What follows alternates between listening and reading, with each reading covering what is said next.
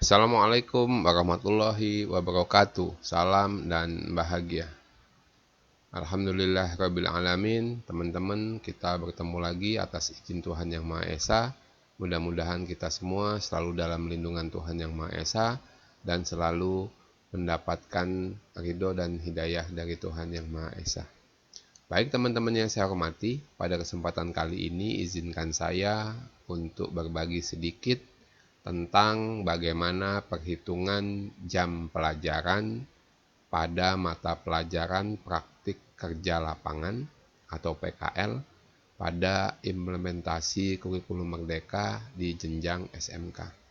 Pada kesempatan kali ini, saya mengambil sumber dari panduan praktik kerja lapangan sebagai mata pelajaran dalam IKM yang diterbitkan oleh Direktorat SMK, Direktorat Pendidikan Vokasi, Kementerian Pendidikan, Kebudayaan, Riset, dan Teknologi. Sebelum kita mulai berbagi tentang menghitungnya, bahwa perlu kita ketahui bersama bahwa ada perubahan sedikit dari K13 kurikulum 2013 revisi ke kurikulum merdeka.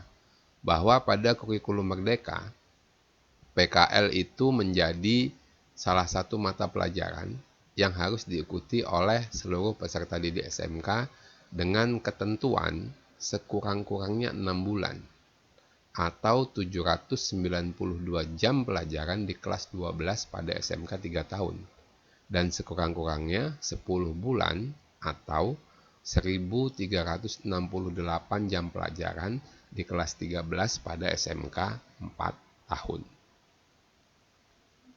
Kemudian coba kita lihat dulu contohnya, saya ambil yang SMK 3 tahun, bahwa jumlah jam PKL-nya itu 792 per tahun. Kalau pelaksanaan PKL itu selama 18 minggu atau 6 bulan, maka jumlah per minggunya berarti 792 dibagi 18 minggu. Maka akan ketemu 44 jam pelajaran per minggu. Ini contoh yang SMK 3 tahun. Nanti yang SMK 4 tahun ya silahkan aja langsung dibagi, totalnya dibagi 8, total jamnya per tahun dibagi 18 minggu, nanti ketemu jumlah jam per minggunya. Kemudian bagaimana distribusi jam pelajarannya ke guru pembimbing? Nah, jumlah guru pembimbing PKL dalam suatu periode PKL ditentukan oleh sekolah dengan alokasi sebanyak 44 jam pelajaran dengan mempertimbangkan. Yang pertama, guru pembimbing menguasai proses kerja pada dunia kerja. Kemudian yang kedua, pembimbingan pada satu lokasi PKL dapat dilaksanakan oleh satu orang guru atau lebih secara kolaborasi gitu ya. Kemudian yang ketiga, perhitungan jumlah jam pelajaran bagi setiap guru pembimbing didasarkan pada pembagian secara proporsional sesuai dengan jumlah peserta PKL. Bagaimana perhitungannya? Nah, jam pelajaran tadi disesuaikan dengan beban mengajar mata pelajaran yang diampu masing-masing guru kelas 12. Sehingga beban mengajar, total alokasi jam pelajaran yang diinput ke Dapodik selama 1 tahun itu sama. Sehingga diharapkan dapat memudahkan administrasi terkait tunjangan profesi yang berbasis kecukupan jam mengajar atau beban kerja. Sehingga mata pelajaran yang diampu tinggal diganti menjadi mapel PKL. Kemudian saat pelaksanaan PKL berlangsung, nggak perlu lagi menghitung ulang beban kerja masing-masing guru. Cukup menyesuaikan saja dengan penugasan masing-masing guru sesuai dengan jam pelajaran yang diampu. Jadi kata kuncinya adalah bahwa jumlah mata pelajaran disesuaikan dengan jumlah jam mata pelajaran yang diampu oleh masing-masing guru di kelas 12 untuk SMK 3 tahun. Berikut ini adalah contoh perhitungannya. Kita ambil misalnya untuk guru A1 mengajar mata pelajaran bahasa Indonesia.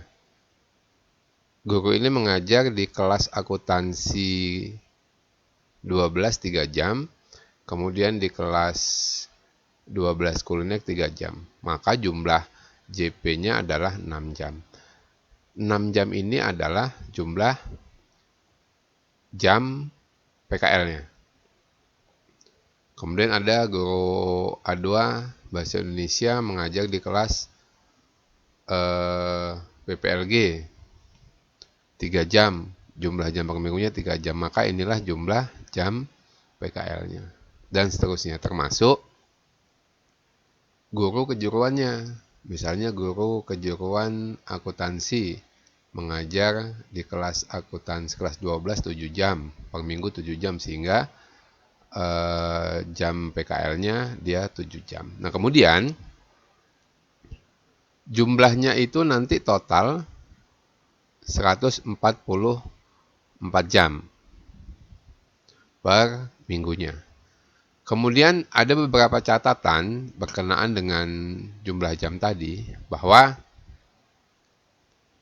beban kerja pembimbing PKL menyesuaikan alokasi JP per minggu pada masing-masing mata pelajaran yang diampu, kecuali untuk pendidikan agama, bahasa Indonesia, matematika, dan PKK, proyek kreatif kewirausahaan, itu dikurangi 1 JP. Kemudian koordinator pembimbing PKL untuk masing-masing konsentrasi keahlian dapat disetarakan dengan alokasi 2 jam pelajaran. Jumlah peserta didik yang dibimbing atau peran dalam pelaksanaan PKL menyesuaikan jam pelajaran yang diampu.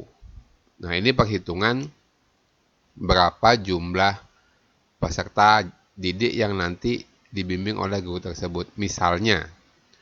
Misalnya katakan untuk rombel dengan 36 peserta didik. Maka jumlah peserta didik yang diampu itu rumusnya jumlah siswa dalam rombel itu dibagi 44 jam. 44 jam PKL per minggu tadi ya. Kemudian dikali dengan jumlah JP per minggu guru tersebut. Contoh tadi, untuk guru akuntansi mengajar 7 jam per minggu. Maka rumusnya adalah 36 jumlah siswanya dibagi 44. Kemudian dikali 7 sama dengan 5,72. Dibulatkan menjadi 6 peserta didik. Sehingga guru kejuruan akuntansi yang mengajar 7 jam, dia akan mengampu 6 peserta didik sebagai bimbingan siswa bimbingannya untuk pelaksanaan PKL. Nah, dalam pelaksanaan ini tentu saja ada catatan tentang kelebihan dan kekurangannya. Kelebihannya tentu saja akan lebih mudah secara administratif pembagian jumlah jam di dapodiknya, sehingga beban guru tidak terlalu terganggu untuk perhitungan pengajuan tunjangan fungsional pada teman-teman yang sudah mempunyai sertifikat pendidik. Kemudian kelemahannya, sekolah dengan rombel yang besar, guru mapel umum akan memiliki JP PKL yang lebih besar daripada guru mata pelajaran kejuruannya. Kemudian, pembimbingnya juga tidak berbasis mitra dunia industri yang sama. Bisa saja dia berbeda atau mungkin bisa sama. Kemudian tidak ada kebebasan menentukan jumlah guru pembimbing PKL. Semua harus sesuai dengan jadwal pada kelas 12. Demikian, terima kasih sedikit yang bisa saya bagikan. Mudah-mudahan bermanfaat. Mohon maaf atas semua kesalahan dan kekurangan. Saya akhiri. Wassalamualaikum warahmatullahi wabarakatuh. Salam dan bahagia.